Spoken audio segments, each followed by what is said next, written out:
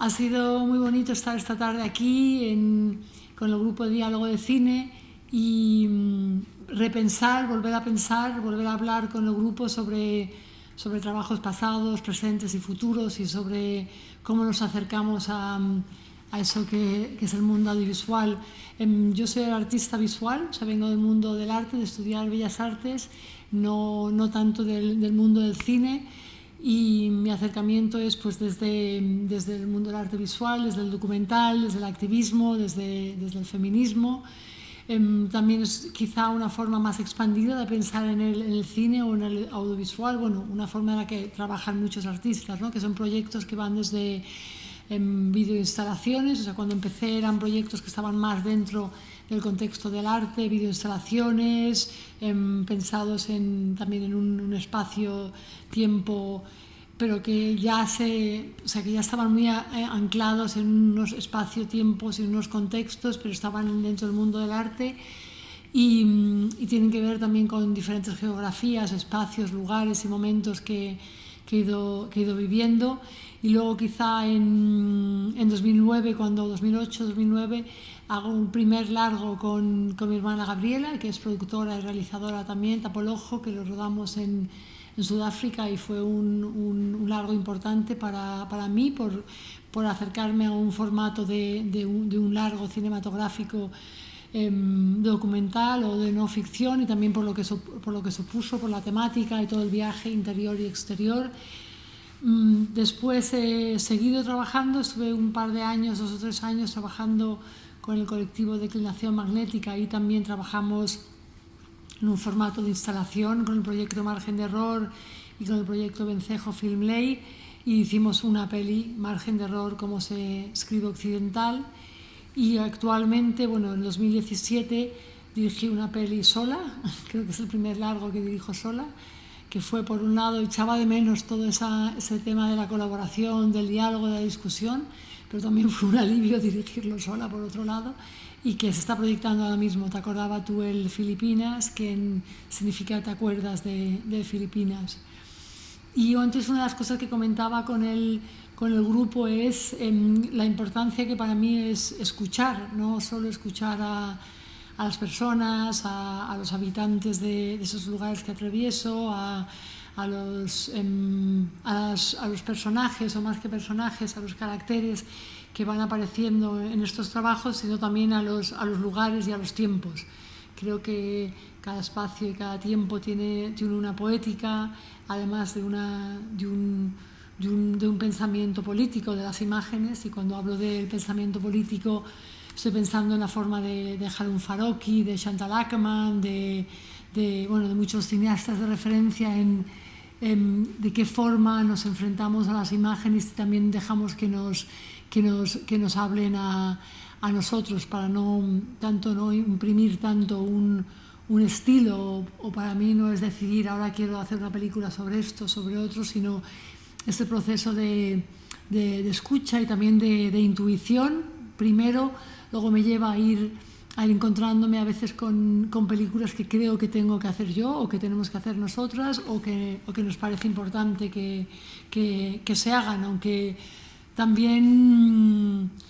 creo que a veces no es todo seguro, ¿no? Yo creo que si ahora tuviera que repasar y recorrer, sí que tienen mucho sentido y van construyendo una narrativa intrínseca en sí, todos los diferentes proyectos y los diálogos, ¿no? Los diálogos con las colaboraciones. Ahora mismo otra vez estoy trabajando en colaboración, pero también podían haber sido otros, o se podía haber trabajado de una forma diferente. O sea, no tengo una forma muy autoritaria de enfrentarme a los proyectos audiovisuales, sino como una actitud de curiosidad y de interés sobre lo que queda por hacer, pero también sobre lo que se ha hecho. Creo que todas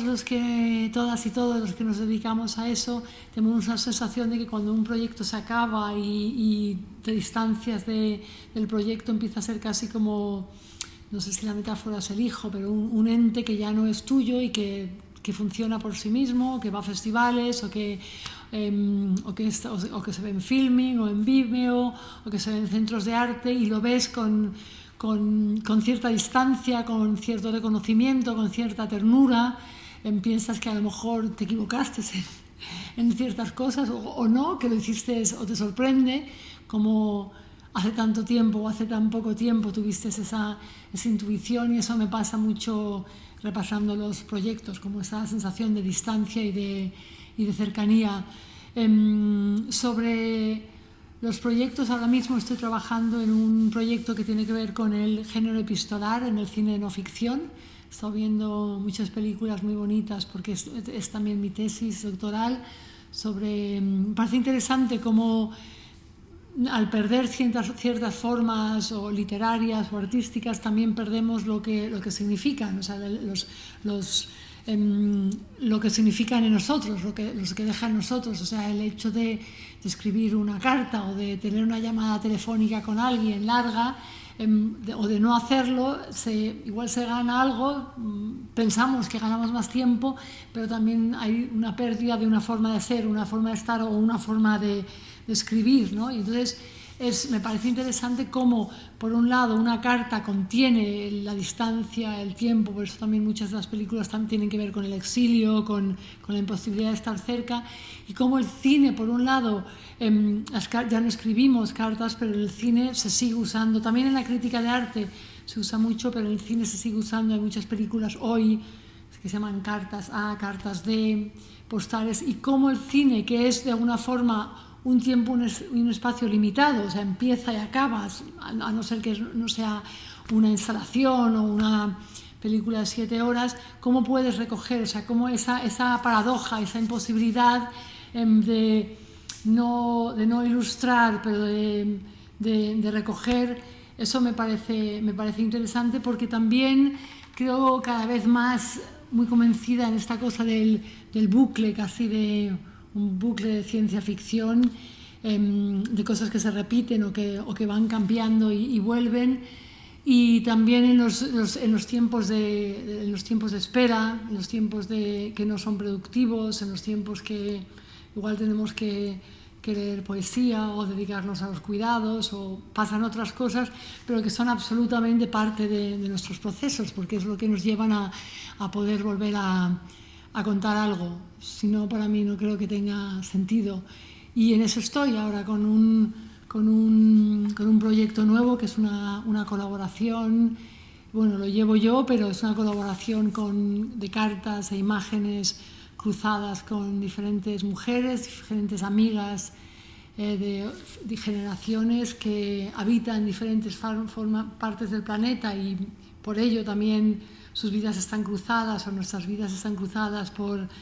problemáticas y realidades diferentes, pero que buscamos esos tiempos para escribirnos cartas, para cruzar imágenes, para intentar crear algo juntas. Ese es el próximo proyecto. Te acordaba tú, el Filipinas, que está ahora es interesante porque el título ya es como un poco irritante, porque parece español pero no lo es, y tiene que ver con eso. Me interesa mucho el lenguaje, por eso también las cartas, cómo hablamos, cómo nos comunicamos, y me interesa mucho la paradoja del lenguaje, o sea, como el lenguaje como un cuerpo donde siempre hay una negación, la imposibilidad del lenguaje, la necesidad del lenguaje, el lenguaje forénsico. Y entonces ese título está en un idioma que se llama chabacano, o sea, esa palabra que ya no usamos, pero que existe como algo chapuza, cutre, mal hecho, viene de ese idioma, que es un idioma maravilloso, pirata, con una historia interesantísima que no te voy a contar porque es muy larga, pero tiene que ver con la construcción de un fuerte español en una especie de reducto en el sur de Filipinas, donde intentan imponerse los españoles en el fuerte del Pilar, rodeados de los califatos musulmanes, de los piratas que secuestran a personas, de la gente que se escapa de los piratas y llega a Zamboanga y forman este idioma que tiene que ver con el lenguaje de los poderosos, del español, pero tiene vocablos del quechua, que viene de las Américas. Se habla siempre en maga, es el plural, entonces el maga iglesia sería las iglesias, o sea, un idioma que yo más o menos puedo entender. Entonces decidí que esa pregunta al público, especialmente hispanoparlante, aunque luego ha viajado mucho la película o sea, ¿te acuerdas de Filipinas? ¿No? Que nos acordamos de esa relación colonial, ¿no? De esa relación de violencia, donde todavía hay una ley hoy, a día de hoy, una ley que existe en Filipinas contra la blasfemia, por la que un amigo mío ha tenido que estar en el exilio y finalmente morir en el exilio. O sea que no estoy hablando de la historia, estoy hablando de la actualidad. ¿Qué recordamos de eso? El mismo título está ya teñido de esa otredad de un idioma que existe y que se habla, pero que ni siquiera sabemos que existe. Y ahí está la peli ahora puesta y sigue rulando. Y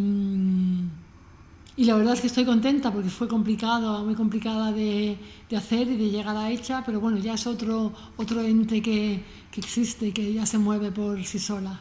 Muchas gracias por la invitación y por proyectar la peli y por charlar esta tarde.